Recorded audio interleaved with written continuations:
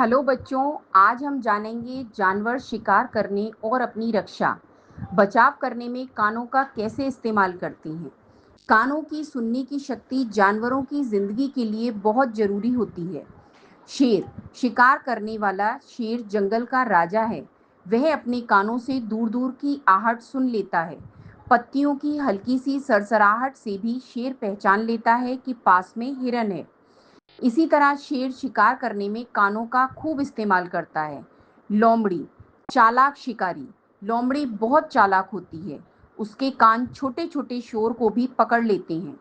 Bill के अंदर छिपे चूहे की हल्की सी आवाज भी लोमड़ी सुन लेती है। यही उसकी शिकार पकड़ने की तरकीब है। हिरन, खतरे से बचने वाला हिरन जंगल में बहुत सतर्क रहता है। उसके कान हर वक्त इधर-उधर घूमते रहते हैं।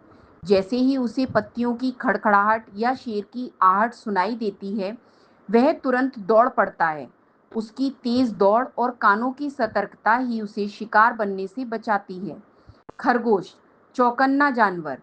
खरगोश के लंबे कान दूर की हल्की आवाजें भी पकड़ लेते हैं। खरगोश खेत में घास खा रहा हो और अचानक दूर से कुत्ते के भौंकने की आवाज सुन ले, तो वो तुरंत भाग जाता है। उसके कान ही उसे समय पर खतरे से बचा लेते हैं। उल्लू, रात का शिकारी। रात में उल्लू के कान बहुत काम आते हैं। अंधेरे में भी वो चूहे की आहट सुन लेता है। उसके कानों की शक्ति इतनी तेज होती है कि वो बिना देखे भी शिकार पकड़ सकता है। क्या सीखते हैं हम? शिकारी जानवर शेर, लोमड़ी, उल्लू अपने कानों से शिकार की आहट सुनकर उसे पकड़ते हैं। और जिन पर शिकार होता है, हिरन, खरगोश, वे अपने कानों से खतरे को पहचानकर भाग जाते हैं। यानी कान जानवरों के लिए जीवन बचाने और पेट भरने दोनों में सबसे अहम भूमिका निभाते हैं। मजेदार खेल। बच्चों, तुम सब चुपचाप बैठो और अपने दोस्त को धीरे से चलने दो।